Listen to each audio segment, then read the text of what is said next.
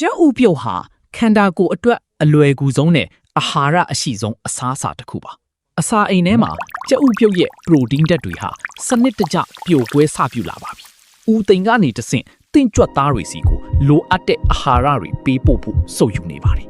ဒီအာဟာရတွေဟာခန္ဓာကိုယ်ရဲ့ဇီဝကမ္မဖြစ်စဉ်ကိုတက်ကြွလန်းဆန်းစေပါတယ်မှတ်ဉာဏ်နဲ့အာယုံစူးစိုက်မှုကိုမြင့်တင်ပေးတဲ့အာယုံကြောစနစ်ကိုလှုံ့ဆော်ပေးတယ်ကြွက်သားတွေတိဆောက်ဖို့နဲ့ပြုပြင်ဖို့ပရိုတင်းဓာတ်တွေကအဓိကနေရာကပါဝင်နေပါတယ်အစာချေစနစ်ကိုကောင်းမှုစီပြီးကိုယ်ခင်အားကိုလည်းမြင့်တင်ပေးပါတယ်ဒါဟာတင့်တနိတာအတွက်လိုအပ်တဲ့စွမ်းအင်အရင်းမြစ်ပါပဲဒါပေမဲ့တချို့သူတွေမှာတော့အစာမကြည်တာဒါမှမဟုတ်ဘိုက်အောင်တာမျိုးဖြစ်နိုင်ပါတယ်ဓာတ်မတည့်မှုဖြစ်လာရင်တော့တရေပြားမှာအနီစက်တွေနဲ့ရားရံတာမျိုးခံစားရနိုင်ပါတယ်ကြားဓာတ်များတဲ့အစားအစာနဲ့တွဲစားမိရင်တွေးထွင်းတကြားဓာတ်ယူတရက်တက်လာနိုင်တယ်အာဟာရဓာတ်မမျှတာရင်တော့ခန္ဓာကိုယ်ဟာနှုံးချိပြီးအားအိမ်ကုန်ခံမှုကိုခံစားရပါလိမ့်မယ်